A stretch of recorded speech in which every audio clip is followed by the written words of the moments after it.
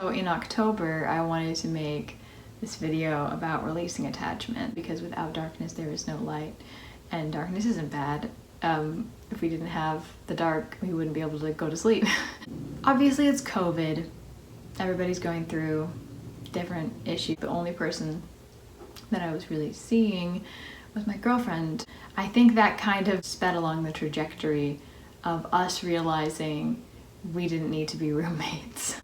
You're not meant for everybody, and everybody's not meant for you, and you're certainly not meant to be a life partner with all the people in your life that you're going to love.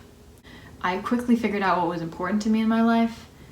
Spirituality was one of them. Creativity was important to me in school, and dance. So I had to quickly reassess. I had been journaling the whole time. I had been doing magic on the full moon. Then at the end of the lunar month, I would look back through my journals and just notice the patterns and the energies that were coming in. A lot of those rituals, and both on the SBATs and outside of them, became me developing a relationship to the goddess and the god, me developing a relationship to my higher self. Like, I've given over my life to the god and the goddess, and they are the highest purpose in the universe. They are the highest moral good for everything.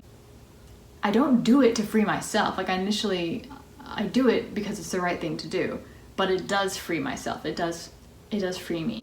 Body image identity stuff, that used to take up large portions of my day. And then my social anxiety, which is not the physical image, but the mental image, and then learned how to transcend that. It allowed me to then begin to release attachments. So yeah, I released the title of partner from my girlfriend. Actually, and after I did that, I did a ritual on the day before Samhain, the blue moon, for my friends over a video chat about releasing attachment. And we wrote down all the attachment we wanted to release, and I did a circle and I did a spell, and we let it go. The next day, felt really strange, and bought tickets to a festival, a very, very small one, that was going to be doing a ritual that night for the goddess. I just needed to go, I needed to connect to her. One of the most beautiful experiences of my life. Really shifted a lot of things for me. It was amazing to be dancing with these people, and to be worshiping with these people, and moving and praising and feeling and all these things, and making magic. So I did that on Halloween, and then felt a lot of energy, and this just a huge shift. And then the next day, emotions came crashing down hard on me. I had a lot to process through, because I had just released everything, and now I had to, my body was like detoxing. And but then in like a week of releasing attachment, my girlfriend, like, things worked out for her to where she was able to like move out, so she was out. My car broke down, I lost my wallet. I think I've talked before on here about how my phone broke after I did the spell for being off my phone, so that was interesting. But lost my wallet, my car broke down, my girlfriend was out, and what else was it? Something else that just like completely was taken away from me. Basically it was like a complete fresh start, right? That was rough, you know, and the month of October was rough. But this was a little better because there was some more clarity, but it took so long to just like let my body like detox, from all the attachments. I made a therapist made a plan to help me through it, and I made sure to spend some time at these spiritual meetings that I've been hosting. Made some time to go dancing at the tree, made some time to connect with nature, with jogging.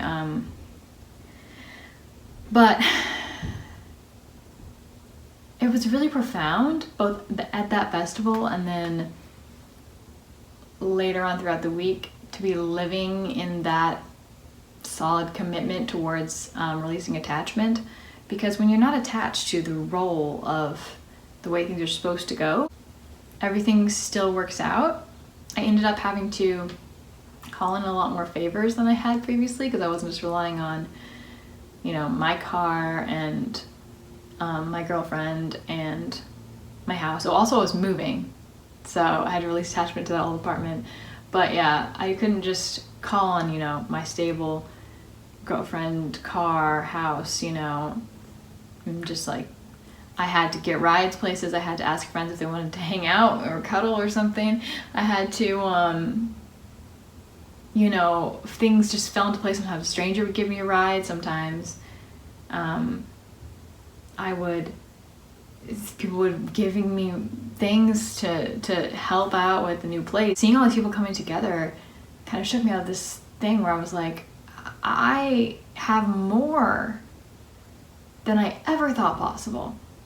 And when I don't plan for or expect things to go a very certain way, when beautiful things happen, they just happen, and they're just a blessing and a gift. And there are people around me who are here for me, and there's community, and I don't have to like attach to it and grip on so tightly to control things, whether how people see me or how situations unfold. Like, things unfold the way they're supposed to unfold when you just do what you're supposed to. For me, like, living in line with my ideals. So that was beautiful. There was like some things at the festival itself. The next morning we had been dancing all night, and then this man was painting a picture. He was like, had beautiful paintings. He had been commissioned to come there and paint this picture. And the whole time he was like, I was very free-spirited and dancing, but my little Capricorn kept coming out a tiny bit. And my ego kept coming out a tiny bit to try to control, because I would see him painting this beautiful picture, and then someone would run up and like put some paint on it, or someone would come up and be like, can I add to it? And start like painting randomly, and so it would fall over and there'd be some dirt on it, and I'd be like, you're gonna ruin it, you know. But he was so calm. He was like, it's beautiful. It's how it's meant to be. Like, we're co-creating art. And I was just like, yes. And I had like forcefully remind myself or recenter myself every time that this is what we're here for. We're here for trusting and letting go and surrendering. And every time I looked at that painting, it was more beautiful. The next morning when I woke up, they were still painting it, and more people were adding or putting a bit here. A baby came up and touched it at one point, and it was like, by the end, it was beautiful. And I don't just mean it was beautiful in a special way. Like, no, it was freaking beautiful. It was gorgeous. And just to see how that all just came together. I mean, with artistic genius, obviously he was painting it also, but it, like, what is artistic genius other than, from what I could see from him, surrendering to the flow, surrendering to the universe, surrendering to God, and channeling that through. And that moment won't really leave my mind, because it was complete release of attachment. And he was telling me how like his fiance had like left him recently, or his girlfriend or something, and he'd been releasing attachment to just things left, right, and center. Some people that I know are right now, whether it's a relationship or a house or a job. And this is the season in autumn when things are dying and falling away, to release, to thank, and to let it go. Later on during like the harvest festivals that are happening, many people celebrate Thanksgiving, many people celebrate different holidays with a similar theme of harvest and gratitude. And I went out to the woods with my friends and did a small gratitude ritual, because we had this jar called the gratitude jar that for a few years we've been adding things to around this time of year. And just to unfold all of that and to thank the universe for it and to let it go and move on. That one night was a very visceral experience of becoming aware that this was possible, but how it played out, you know, the next few months was a lot more painful. it's beautiful to experience light and to experience dark, and that's the way that and to understand that that's the way that it's supposed to be. You can't always have one or the other.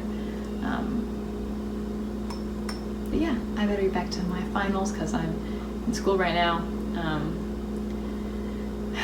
Next semester I probably won't be taking on quite as many classes because all of this stuff was definitely compounded by the fact that I was a full-time student.